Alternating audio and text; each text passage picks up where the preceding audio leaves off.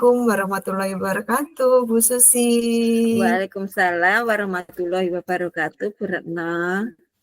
Iya, apa kabarnya Bu Sus hari ini? Alhamdulillah saya sehat, Bu Retno, walaupun ini cuaca panas, mendung, dan ini ya sumuk banget seperti itu, Bu Retno, di tempat saya. Iya, njen. Sama Bu, di saya pun juga panas, sumuk, cuacanya nggak mendukung ini. Sepertinya jenengan kok gelisah sekali, ada yang dipikirkan. Betul sekali, Bruno. Ini saking panasnya itu saya jadi agak mumet ya. Kalau mau dikatakan ada masalah ya sedikit tidak ada masalah saya itu. Saya gini loh, saya itu mikir kelas saya, Bu. Saya kan apa itu di kelas saya itu kan sebanyak 29 anak. Nah, salah satunya itu saya memiliki siswa yang ABK, Bu. Dia itu autis, ngoten. Lah, saya kan maunya apa itu membuat pembelajaran yang bermakna bagi siswa saya, jadi menyeluruh gitu, tanpa meninggalkan satu anak yang ABK ini. Dia kan itu ini, Bu, karena autis kan kalau anak autis banyak gerak gitu tuh, Bu, ya. Aktif kan dia gerak sana ke sini gitu, atau dia itu juga apa itu temperamental, jadi dia itu sedikit-sedikit marah gitu, dan tahu-tahu pokoknya kalau enggak sesuai moodnya dia itu marah gitu. Nah, saya kan ingin pembelajaran saya itu merata tanpa meninggalkan satu anak ini, soalnya kalau dia marah kan mesti enggak mau ikut pelajaran. Nah, saya enggak menginginkan itu gitu loh, jadi tetap belajar gitu sama seperti siswa saya lainnya yang normal, istilahnya seperti itu, Bu. Ya, jadi Bu Susi ini tadi tujuannya Bu Susi yaitu Bu Susi ingin menciptakan pembelajaran yang bermakna bagi siswanya yang ABK. Di antara siswa tadi sekitar berapa Bu? Satu kelas tadi 29 anak. Ya, di antara 29 anak tadi ada salah satu siswa Bu Susi yang memiliki kebutuhan khusus, butuh penanganan yang ekstra. Jadi di sini Bu Susi sudah ingin dari pengamatan Bu Susi tadi, kira-kira Bu Susi apa penyebabnya dari masalah tersebut? Kenapa peserta didik itu tadi ya seperti itu, temperamen, terus teriak-teriak gitu. Kira-kira Bu Susi sudah menyelidiki apa belum masalahnya itu dari mana? Ya, karena saya sudah mencari informasi ya. Memang dari kelas 1 sampai kelas 3 dia itu seperti itu. Jadi biasanya kalau penanganan dari dulu kelas 1 sampai kelas 3 itu dibiarkan gitu. Jadi kalau pelajaran kalau dia memang enggak mau ya sudah gitu. Ya, maksudnya enggak ikut pelajaran juga memang anaknya seperti itu. Iya, diumbar gitu. Karena kan kebanyakan kan daripada mengorbankan 28 anak gitu loh. Kalau kasihan juga itu. Iya, saya jadinya kan kasihan. Saya enggak mau pembelajaran seperti itu ya. Saya inginnya itu pembelajaran itu sama merata sesuai haknya, karena meskipun anak yang autis itu kan tetap berhak untuk mendapatkan pendidikan yang bermakna di dalam kelas seperti itu. Nah, saya kan pengen yang seperti itu gitu loh, Bu Retno. Iya, jadi Bu Susi itu keinginannya ingin merubah sifat dari anak ABK tadi, tidak yang dulunya diumbar di kelas-kelas sebelumnya, di kelas 1, di kelas 2, diumbar saja, soalnya eman-emani ngeboti sing banyak kita cuma Iya. ngopeni satu tok nggak akan Iya. maju. Tetapi di sini Bu Susi itu kasihan. Kasihan sama anak tersebut dan Bu Susi tetap ingin memberikan yang terbaik sama dengan Betul, ya mendapatkan haknya, hak yang sama nggih. dengan siswa yang lainnya. Nggih. Bu Susi kira-kira kondisi ideal yang seperti apa yang Bu Susi harapkan? Nah, saya kalau kondisi idealnya ya saya ingin pembelajaran di kelas itu yang menyenangkan bagi siswa saya ABK dan juga menyenangkan bagi siswa saya yang lainnya seperti Iya. itu. Iya, benar. Betul itu, Bu. Jadi kita sebagai pendidik itu seharusnya memang kita itu wajib menyamakan hak yang didapat oleh peserta didik kita. Peserta didik bisa belajar dengan kita dengan nyaman dan menyenangkan. Baiklah, Bu Susi. Kira-kira adakah metode yang sudah berhasil panjenengan lakukan selama ini? Kalau yang saya itu coba, yang selama ini saya coba itu saya membuat pembelajaran sesuai dengan yang saya terima selama ya. Saya melakukan pengembangan diri dengan mengikuti webinar-webinar, apalagi di CGP ini itu kan Iya. pendidikan atau pembelajaran yang berpihak pada murid. Nah, saya ingin mempraktekkan itu sesuai atau sama dengan anak yang ABK ini juga sama juga berpihak pada murid seperti itu. Nah, meskipun dia memiliki kekurangan ABK tersebut dia agak autis dan ya fokusnya kurang, banyak gerak gini-gini, ibaratnya susah dikandani gitu ya. Ya, itu saya ingin melakukan pembelajaran yang dia juga ikut di dalamnya seperti itu. Nah, yang saya kemarin itu saya membuat pembelajaran interaktif.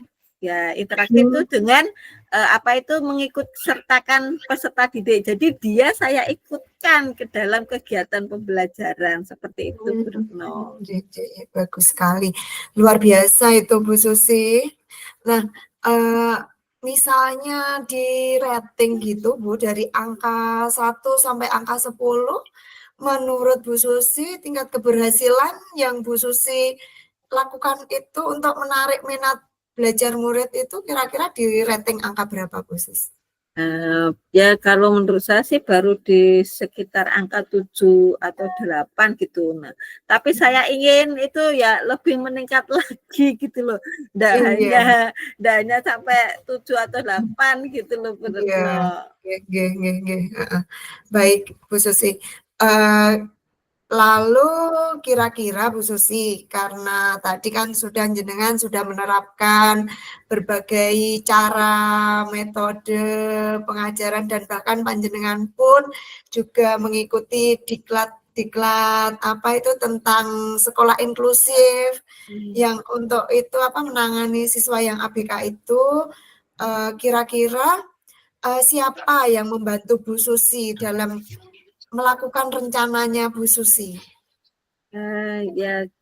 Pihak yang membantu saya itu yang pertama ya tentu kepala sekolah ya. Karena kan nanti setiap kali setiap langkah yang saya ambil kan tentu harus sepengetahuan kepala sekolah. Jadi saya bisa berkonsultasi kepada beliau tentang langkah-langkah saya dalam menghadapi siswa saya yang ABK ini. Seperti itu. Yang kedua, saya kan karena pembelajaran saya itu kan interaktif tadi, pastinya kan membutuhkan sarana dan prasarana. Nah, berarti saya juga harus berkolaborasi dengan teman saya yang memegang aset, karena nanti kan membutuhkan sarana dan prasarana. Terus yang ketiga, saya juga berkonsultasi dengan bendahara BOS karena mungkin kan saya membutuhkan apa itu bahan pembelajaran untuk siswa saya yang ABK ini yang belum atau tidak dimiliki oleh sekolahan, pastikan saya akan berkonsultasi dengan bendahara BOS atau mungkin nanti saya membutuhkan apa itu pendampingan psikiater karena kan saya juga belum memahami atau belum begitu memahami apa itu sifatnya anak atau cara menangani anak yang ABK ini kan saya dari guru yang umum gitu tuh Bu. Iya. Baik Bu Susi.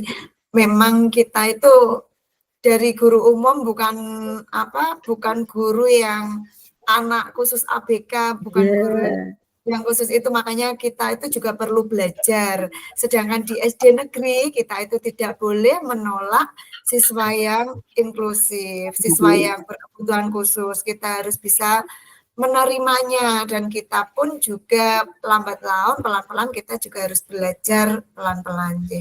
Iya, Bu Susi tadi kira-kira rencananya Bu Susi itu apa bisa dijalankan membutuhkan waktu berapa lama setelah panjenengan ngendikan ke Pak KS atau ke atasan panjenengan, saya ini butuh ini untuk apa pembelajaran minatnya Bu Susi itu biar siswa ABK tersebut itu mendapatkan hak yang sama. Jadi fasilitas atau prasarannya yang harus dilengkapi itu kira-kira membutuhkan waktu berapa lama panjenengan? Kalau saya lihat tuh kalau apa itu untuk awalnya kan pasti modul ajarnya dulu. Kalau saya buat itu bisa hanya apa itu 1 minggu itu saya buat modul ajar itu bisa. Tapi kalau untuk sarana dan prasarananya kalau memang sudah ada di sekolahan ya tidak membutuhkan waktu lama. Tapi kalau untuk memerlukan psikiater itu ya mungkin bisanya kan apa itu seminggu karena biasanya kalau psikiater kan kita janjian dulu. Iya, kita ngatur jadwal dulu gitu ya Bu ya. Ya, jadi ya mungkin ya kalau untuk persiapan ya sekitar seminggu 2 mingguan lah seperti itu. Iya. Nah, iya Bu Susi. Kemudian komitmen apa yang Bu Susi lakukan agar semuanya ini yang Bu Susi lakukan itu berjalan dengan baik? Kalau komitmennya saya akan terus membuat apa itu pembelajaran yang interaktif ini tadi. Jadi saya akan terus melakukannya Pak, tidak hanya pada satu mata pelajaran saja, tapi juga dengan mata pelajaran yang lainnya. Selain itu, saya juga terus mengembangkan diri dengan mengikuti apa itu diklat atau seminar atau webinar yang sekarang banyak itu saya ikuti itu webinar terutama tentang pendidikan inklusif seperti itu Bu Retno. Jadi kan selain akan menambah wawasan saya dalam menangani siswa saya yang ABK tersebut. Selain itu saya juga apa itu berkolaborasi dengan orang tuanya. Jadi saya akan ajak ngobrol, omong-omongan gitu ya, ngobrol bersama orang tuanya tentang bagaimana menangani anak ABK ini atau putrane itu. Iya, jadi di sini tadi perbincangan kita panjenengan sudah bisa ngobrol dengan orang tua, sudah ngobrol dengan Bapak Kepala Sekolah untuk mengatasi atau supaya murid ABK tersebut bisa menerima haknya dengan seperti murid yang lain. Nah, Bu Susi, kira-kira adakah yang masih Bu Susi pikirkan tentang masalah ini? Kira-kira apa yang ingin Bu Susi lakukan? Solusinya ini tadi sebenarnya sudah panjenengan gali sendiri di sini dan panjenengan sudah menemukan solusi-solusinya ini tadi. Nah, kira-kira apakah rencana Bu Susi nanti selanjutnya dan perasaan Bu Susi bagaimana setelah kita berbincang-bincang ini tadi? Ya, alhamdulillah Bu Retno, saya agak sedikit ini, saya sudah longgar gitu ya, sudah lega. Memang Iya, benar ya, iya, ternyata saya sendiri yang iya, tapi dengan ngobrol ini saya jadi sedikit apa itu plong gitu. alhamdulillah, ya. Jadi lega gitu, seperti menghirup udara yang Iya, katanya gitu iya. loh. Santai Akhirnya sekali. bisa menemukan solusinya hari ini Jadi ya, tidak alhamdulillah. pusing lagi saya. Iya, iya, oke. Syukurlah kalau begitu Bu Susi. Kira-kira apakah ada hal lain yang ingin Bu Susi sampaikan? Eh, saya rasa itu saja Bu Retno. Saya sudah apa itu sudah mengetahui ya, sudah bisa plong.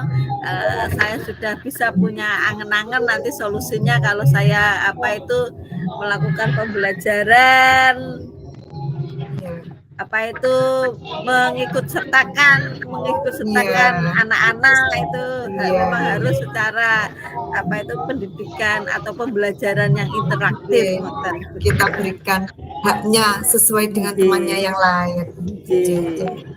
Alhamdulillah Bu Susi hari ini sudah plong panjenengan bisa berbincang-bincang menceritakan yang ada di pikiran panjenengan selama ini. Saya juga senang mendengar cerita dari Bu Susi. Semoga kita bisa saling berbagi untuk selanjutnya.